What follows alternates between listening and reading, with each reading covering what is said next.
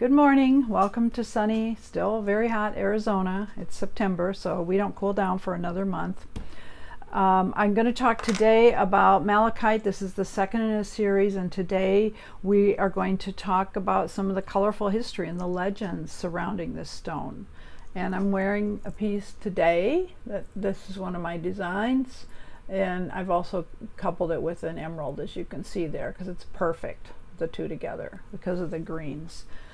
This is the raw malachite. We looked at this last time, but I wanted you to see it again so you know kind of what we're talking about when I say malachite. This is the one that came right out of the mines. It has been treated and coated so it can be used as a display piece, but basically this is what it looks like coming out of the mines. So going back in history, we're going to start with Egypt. We already talked a little bit last time about that the Egyptians ground up malachite and used it as eye makeup. And I know that you've seen images where you've seen that beautiful green on some of the Egyptian women and men. Actually, they all wore eye makeup. So the other thing that's kind of interesting is the pharaohs put malachite in their headdresses. And the reason they did that was they believed that it raised them to a higher vibration and they were able to take better counsel from the people around them. They were able to see what was true and what wasn't when they were listening and getting advice from those around them. So, kind of cool. Also, there was a goddess of the sky from Egypt. Again, you know, one of their mythological goddesses, obviously, who loved the stone and was said to have taken stars from the sky, and when they dropped to the ground, they turned into malachite. So anyway, lots of stuff around there. Now we're going to move to ancient Rome, and in ancient Rome they had a goddess, Juno, and the stone was known as the peacock stone, and the reason was that this goddess Juno was very enamored by peacocks, and she was known for peacocks.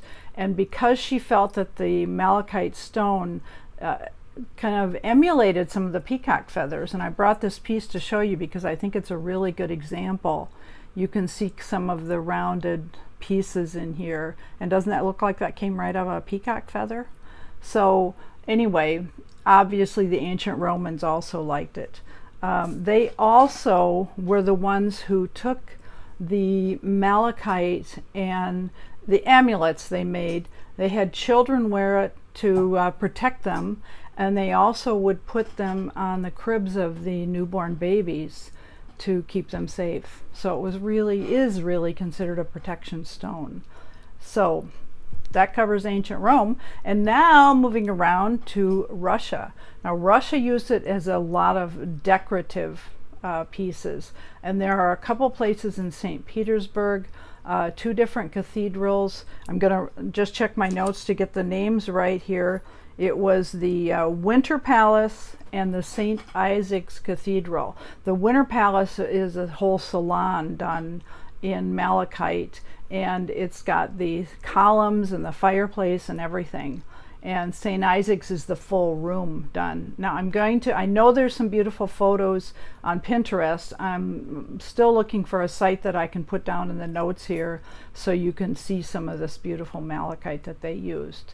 So it was definitely used as a decorative, but they also had a legend around it, and their legend was that if you drank from a chalice made of malachite, it helped you to be able to understand the language of animals. That's kind of cool. I sure would like that, because when my cat is talking, I have no idea what she's saying. Anyway, this is just a little history of malachite. We covered a lot of the care and some of the other details in the previous video, and I will have that shown actually down here if you want to click on that if you haven't watched it yet. And if you'd like to see more, please click up here and subscribe. I'm going to be doing a lot of more gemstones, also a lot of jewelry care and tips and things like that. And I'd appreciate it if you enjoyed this, that you liked the video. There's a click right down here that you can like it. And thank you so much for joining me this morning.